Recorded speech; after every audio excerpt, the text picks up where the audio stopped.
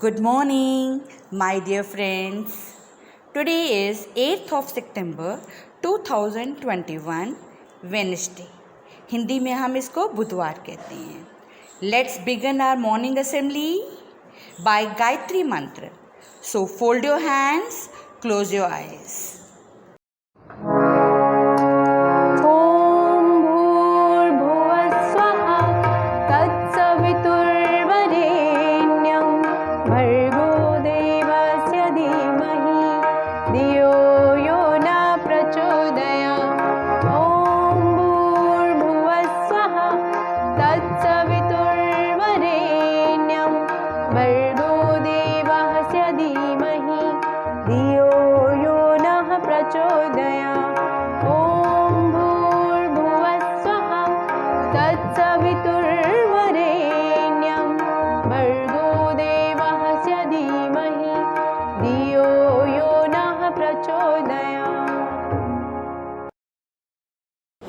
Now, open your eyes and relax. As you all are aware that we are observing Swachhta Pakhwada. So, in this direction, Upasana ma'am, our science teacher, will share her views with you all. Good morning, everyone. Swachhata and cleanliness are interlinked together. We are living in a tough situation. COVID-19 pandemic has changed our life, and in that, cleanliness is the main instrument to achieve our target, that is, to remain unaffected from this disease. My dear friends, keep your surrounding clean and regularly wash your hands after coming from outside and touching any foreign element. As Mahatma Gandhi, father of the nation, has said, cleanliness is next to godliness. So, my dear students, now your priority is cleanliness. Thank you and have a great day.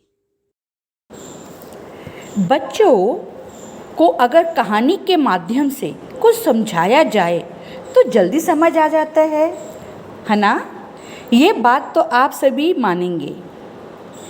Sonal Sharma ma'am आपको कहानी के माध्यम से स्वच्छता की अहमियत हमारे जीवन में क्या है ये समझाने की कोशिश करेंगे. ध्यान से कहानी सुनना मेरे बच्चों. सुप्रभात प्यारे बच्चों. आज की हमारी कहानी स्वच्छता पर आधारित है. हम हमारे वातावरण को स्वच्छ रखकर बहुत सारी बीमारियों से बच सकते हैं. तो चलिए शुरू करते हैं आज की हमारी इस प्रेरणादायक कहानी को. एक समय की बात है. एक स्कूल में बहुत सारे बच्चे पढ़ाई करते थे. सुबह सुबह उनकी प्रार्थना सभा हुआ करती थी. हर किसी को उस स्कूल की प्रार्थना सभा में आना अनिवार्य था. अगर कोई विद्यार्थी उस प्रार्थना सभा में नहीं पहुंचता तो उसे अध्यापक के द्वारा कड़ी सज़ा दी जाती थी. एक दिन की बात है कि राहुल अपने स्कूल की प्रार्थना के समय नहीं पहुंच पाया. जब क्लास शुरू हुई तो अध्यापक ने राहुल को खड़ा किया और उससे पूछा कि तुम प्रार्थना में क्यों नहीं आए. राहुल अध्यापक के द्वारा पूछे गए सवाल पर डरा नहीं. उसने अपने अध्यापक से कहा कि मास्टर जी, जब मैं अपने क्लासरूम में आया था तब मैंने अपने किताबों से भरा बैग टेबल पर रखा और जैसे ही मैं प्रार्थना के लिए क्लासरूम से बाहर निकलने लगा तभी मैंने देखा कि टेबल के आसपास बहुत कचरा फैला हुआ है. सफाई करने वाले ने सही तरीके से सफाई नहीं की है. मैंने सोचा कि मैं ही सफाई कर देता हूँ. दरअसल मास्टर जी, आपने ही तो कहा है कि हमें हमेशा अपने आसपास की जगह को स्वच्छ रखना चाहिए और क्लासरूम की सफाई का हमेशा ध्यान रखना चाहिए. कहीं पर भी कचरा नहीं फैलाना चाहिए और अगर कचरा फैला हुआ दिखे तो हमें उस कचरे को कूड़ेदान में फेंक देना चाहिए.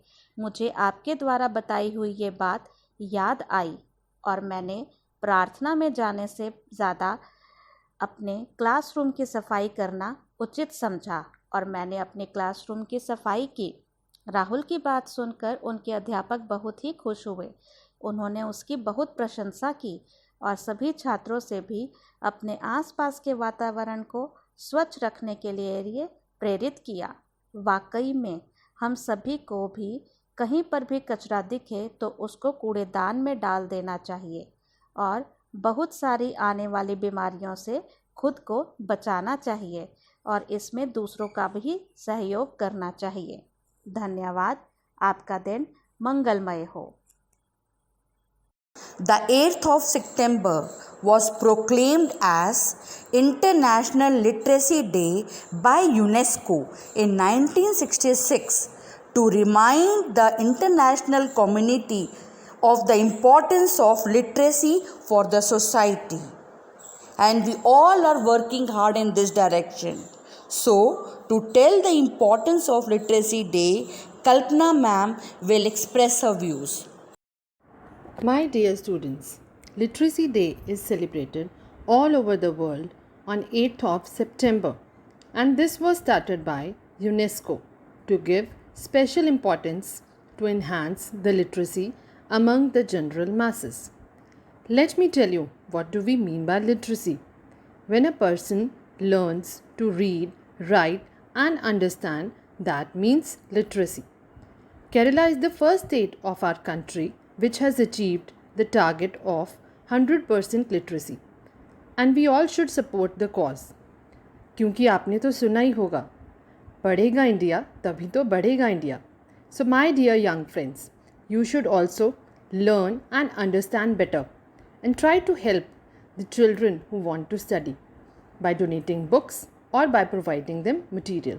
Thank you. Yoga is the best natural way of feeling relaxed, calm, and rejuvenated. It is known as the internal and external purifier. Harleen ma'am is showing us Tadasana step by step. Try to follow it. Good morning everyone. I hope you all are excited for your yoga class. Students, today we will learn Tadasana. For this asana, stand erect on the ground, hands by the side of your body.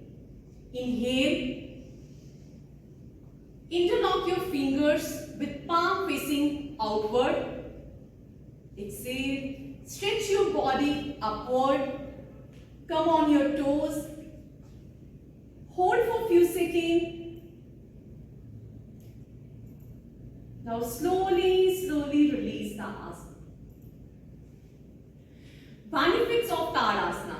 This asana gives complete strength to your body and also improve circulation.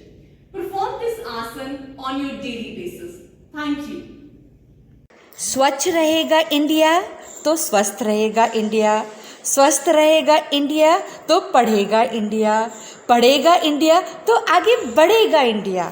तो मेरे प्यारे बच्चों, दोनों काम जरूरी हैं, स्वच्छ रहना भी ज़रूरी है, स्वस्थ रहना भी ज़रूरी है और साथ में पढ़ाई करना भी ज़रूरी है। खुद भी पढ़ो और अपने आसपास जिसको भी देखो उसको पढ़ने के लिए प्रेरित करो। आपका दिन मंगलमय हो बच्चों।